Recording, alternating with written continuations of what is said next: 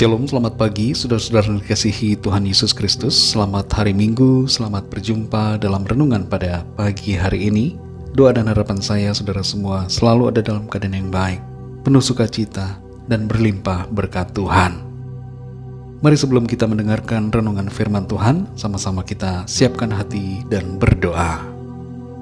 Bapa Surgawi, Bapa dalam nama Tuhan Yesus Kristus, kami bersyukur untuk pagi hari ini. Kembali kami bangun dengan kekuatan, kesehatan dan berkat kebaikan Tuhan. Kami bersyukur untuk nafas hidup, untuk kesempatan baru, hari baru yang Tuhan berikan bagi kami. Kami percaya rencana Tuhan yang baik dan sempurna akan terjadi dalam hidup kami. Pada saat ini kami mau mendengarkan sabda firman-Mu. Urapi kami Tuhan, agar kami mengerti dan taat melakukan kehendak-Mu. Dalam nama Tuhan Yesus kami berdoa. Haleluya, amin. Saudara yang dikasihi Tuhan, pembacaan Alkitab kita pada saat ini terdapat dalam surat Ibrani pasal yang ke-5. Saudara dapat membacanya secara pribadi setelah mendengarkan renungan ini. Saya akan membaca Ibrani pasal 5 ayat 8 sampai 10. Tertulis demikian. Dan sekalipun ia adalah anak, ia telah belajar menjadi taat dari apa yang telah dideritanya. Dan sesudah ia mencapai kesempurnaannya, ia menjadi pokok keselamatan yang abadi bagi semua orang yang taat kepadanya. Dan ia dipanggil menjadi imam besar oleh Allah menurut peraturan Melkisedek. Saudara yang dikasihi Tuhan, di beberapa negara di Timur Tengah ada orang-orang yang mempunyai predikat imam besar. Tapi sayangnya sikap hidup mereka penuh dengan dosa dan kemunafikan. Mereka hidup dalam berbagai tindakan dosa yang disembunyikan. Di Indonesia pernah juga ada seorang tokoh yang disebut-sebut sebagai imam besar, tapi pada kenyataannya sikap hidupnya tidak mencerminkan sebagai seorang imam besar. Bahkan untuk seorang imam kecil sekalipun tidak. Menjadi imam yang mewakili umat bukanlah sebuah tugas yang sembarangan. Ia harus hidup benar dan kudus di hadapan Allah. Seorang imam haruslah benar-benar dipilih oleh Allah sendiri, oleh Allah yang benar, pencipta langit dan bumi ini. Tuhan Yesus yang adalah Allah sendiri, dalam keadaannya sebagai manusia, mempunyai suatu predikat atau sebutan lain selain Mesias, Juru Selamat dan Anak Allah. Sebutan lain itu adalah Imam Besar Agung. Namun statusnya sebagai Imam Besar Agung bagi sebagian orang dipertanyakan keabsahannya. Karena dari garis keturunannya secara manusia, ia bukan dari keturunan Imam Harun ataupun Lewi, melainkan dari garis keturunan Yehuda. Dan itu sebabnya ada orang-orang yang tidak dapat menerima statusnya sebagai imam besar. Namun dalam perjanjian lama, kita membaca ada seorang imam yang disebutkan sendiri oleh Tuhan, meskipun ia tidak berasal dari keturunan Harun. Bahkan ia disebutkan sebagai imam jauh sebelum Harun dipilih Tuhan sebagai imam. Imam tersebut bernama Melkisedek. Menurut aturan keimamatan Melkisedek inilah Tuhan Yesus menjadi seorang imam. Dan ia bukan imam biasa.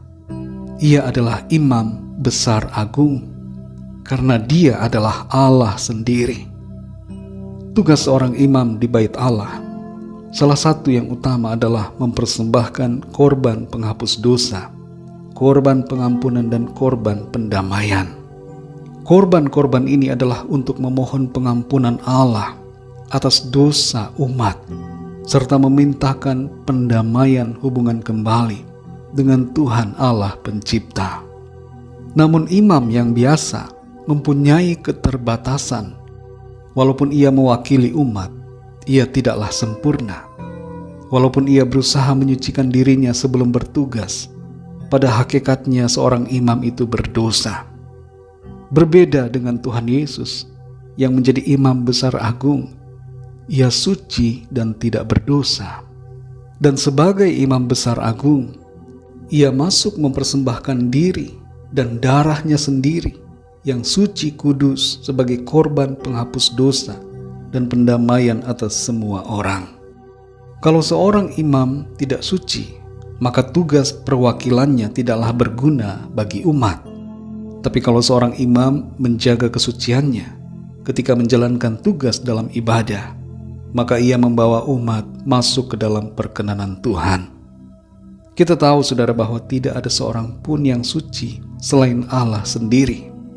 Dan itu sebabnya Tuhan Yesus Kristus adalah satu-satunya imam besar agung yang suci dan kudus, yang benar-benar dapat menjadi pengantara kita semua kepada Allah Pencipta, yang pada hakikatnya adalah dirinya sendiri. Saudara dikasih Tuhan, rema dari ayat-ayat ini adalah bahwa kita semua yang percaya dan taat kepada Tuhan Yesus memiliki jaminan yang pasti bahwa kita mendapatkan perkenanan, pengampunan, dan pendamaian dari Tuhan Allah Pencipta, sehingga kita mengalami kepastian keselamatan dan kehidupan yang kekal. Di ayat yang ke-9 dikatakan bahwa ia menjadi pokok keselamatan yang abadi bagi semua orang yang taat kepadanya.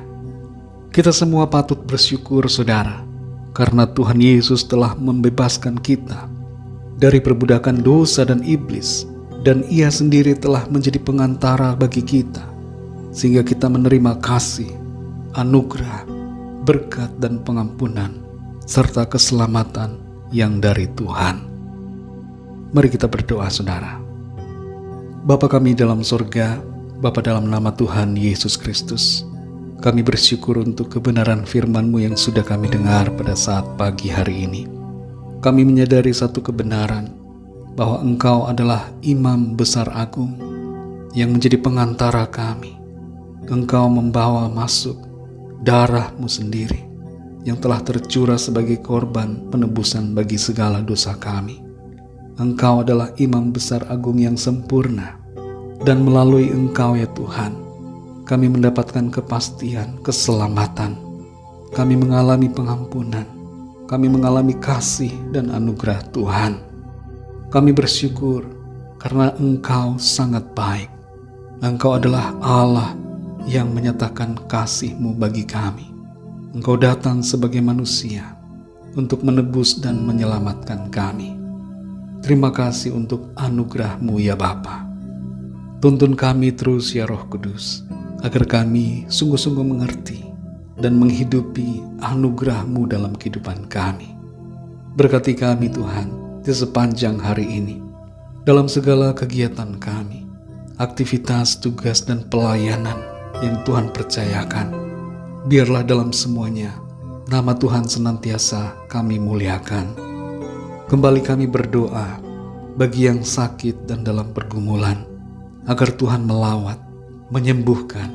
Kuasa Tuhan bekerja dalam setiap tubuh kami. Dan bagi yang sedang dalam persoalan, ada jalan keluar yang Tuhan sediakan. Pertolongan Tuhan dinyatakan. Tuhan memberikan kami kekuatan, semangat baru untuk menjalani kehidupan dengan hati yang penuh syukur kepada Tuhan. Terima kasih Bapa, kami bersyukur, kami percaya kami alami berkat, kemenangan, sukacita, dan kasih karunia Tuhan yang berlimpah.